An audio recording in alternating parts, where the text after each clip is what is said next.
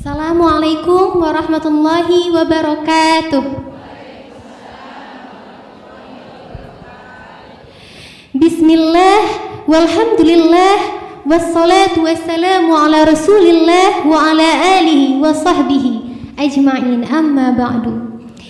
Yang sama kami hormati pimpinan Majelis Taklim Markaz Syariah Al-Habib Muhammad Rizik bin Hussein Syihab dan juga istri beliau Asy-Syarifah Ummuna Fadlun binti Fadil bin Yahya, juga Dewan Guru Markaz Syariah, dan juga yang sama kami hormati para ustadzah yang hari ini hadir di tengah-tengah kami saat ini, namun tidak dapat saya sebutkan namanya satu persatu, namun tidak mengurangi rasa hormat dan takzim saya kepada mereka. Mudah-mudahan Allah Subhanahu wa Ta'ala selalu menjaga mereka, memanjangkan umur mereka, dan memberkahi hidup mereka. Amin ya Rabbal Alamin.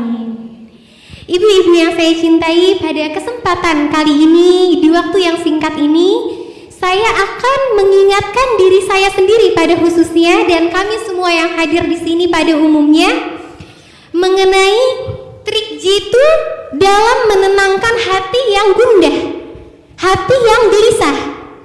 Nah, trik tersebut langsung dari Allah nih triknya. Nah, tidak lain dan tidak bukan adalah sebagaimana firman Allah Subhanahu wa Ta'ala dalam Quran surat Ar-Ra'd ayat 28. Qala Allah Ta'ala fil Qur'anil Karim, A'udzu billahi minasyaitonir rajim. Bismillahirrahmanirrahim. Ala bidzikrillahi tatmainnul qulub. Artinya ingatlah, hanya dengan mengingat Allah hati menjadi tentram. Hanya dengan mengingat Allah hati menjadi tenang. Jadi ibu-ibu yang saya cintai, ayat ini menginformasikan kepada kita bahwa obat kegundahan hati, obat kegelisahan hati, kan kalau ada masalah kan suka dipikirin, hati jadi nggak enak, nggak tenang. Nah, ini obatnya itu adalah zikrullah, mengingat Allah, berzikir kepada Allah. Ini kalau bahasa anak muda zaman sekarang galau. Ya, jadi anak-anak muda ini harus selalu ingat nih, kita harus selalu ingat. Jadi obat galau itu ternyata bukan dengar lagu atau nonton film atau majelis sama teman-teman atau misalnya curhat, mengeluarkan isi hati semuanya ke teman terdekat. Ternyata bukan itu. Ternyata obat galau itu adalah zikrullah. Nah, ini kan triknya langsung dari Allah nih. Jadi udah pasti 100% ampuh. Jadi nggak mungkin nggak ampuh, ini 100% pasti ampuh. Tapi habis itu ada yang nanya nih. Jadi saya lagi galau, udah berzikir kepada Allah, udah banyak lagi sampai 10.000 kali misalnya. Tapi kok masih galau ya? Tapi kok hati masih nggak enak? Nah, gimana nih jawabnya? Padahal kan ini triknya dari Allah nih, yang seharusnya pasti ampuh. Jawabnya adalah, kalau begitu itu tandanya kualitas zikirnya harus ditingkatkan lagi.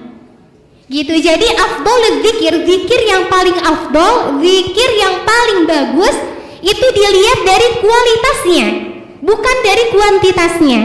Jadi dari cara bagaimana dia berzikir kepada Allah. Jadi bukan dilihat dari sebanyak apa dia berzikir, bukan, tapi dilihat dari kualitasnya.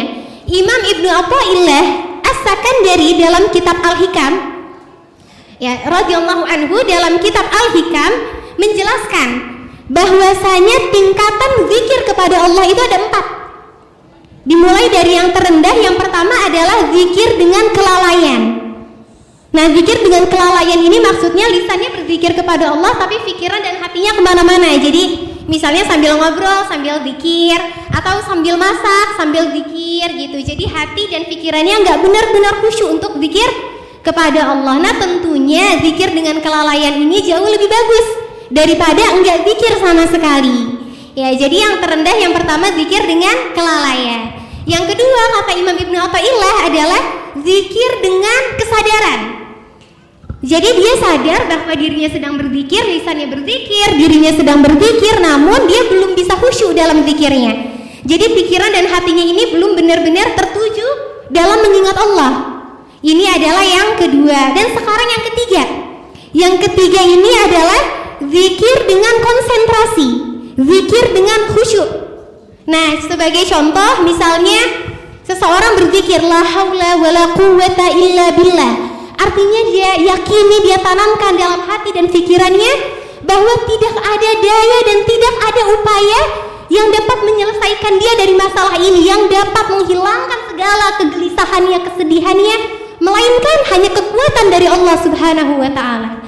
Subhanallah, ini zikir yang ketiga. Nah, sekarang zikir yang keempat, tingkatan yang paling tinggi kata Imam Ibnu Athaillah ini adalah zikir dengan meniadakan segala sesuatu selain Allah. Jadi dalam zikirnya ini hati dan pikirannya hanya tertuju untuk mengingat Allah, hanya ada dia dengan Allah. Ini yang paling luar biasa. Ya, jadi kesimpulannya adalah semakin tinggi kualitas zikir kita, maka akan semakin menenangkan hati kita. Jadi kalau misalnya udah zikir tapi kok masih galau ya, berarti harus dikoreksi lagi nih zikirnya kita kayak gimana sih, udah bener atau belum, oh tingkatannya udah tinggi atau belum gitu. Jadi sekali lagi kesimpulannya, semakin tinggi kualitas zikir kita maka akan semakin menenangkan hati kita, insya Allah. Ibu-ibu yang saya cintai, mudah-mudahan kita semua Allah jadikan sebagai hamba yang senantiasa berzikir kepada Allah, dan Allah anugerahkan mudah-mudahan kita dapat khusyuk dalam zikir kita, bahkan kalau bisa mencapai tingkat yang tertinggi dalam berzikir. Amin amin ya rabbal alamin. Ibu-ibu yang saya cintai, saya rasa cukup sekian dari saya. Mohon maaf atas segala kekurangan dan kesalahan. Yang salah maka, yang benar maka datangnya dari Allah, dan yang salah datangnya dari diri saya sendiri. Terima kasih banyak atas perhatiannya. Wassalamualaikum warahmatullahi wabarakatuh.